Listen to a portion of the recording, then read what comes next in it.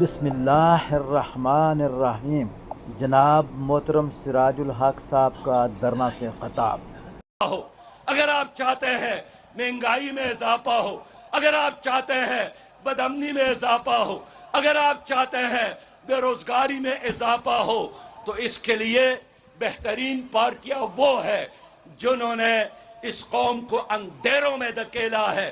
لیکن اگر آپ روشنی چاہتے ہیں، اگر آپ ترقی چاہتے ہیں، اگر آپ کرپشن فری پاکستان چاہتے ہیں، اگر آپ کلین پاکستان چاہتے ہیں، نوجوانوں کے لیے روزگار چاہتے ہیں، بڑوں کے لیے عزت چاہتے ہیں، عدالتوں میں انصاف چاہتے ہیں، تعلیمی اداروں میں تعلیم چاہتے ہیں، صاف پانی اور خالص دودھ لینا چاہتے ہیں، پھر آپشن صرف اور صرف جماعت اسلامی ہے، پھر حل صرف اور صرف جماعت اسلامی ہے۔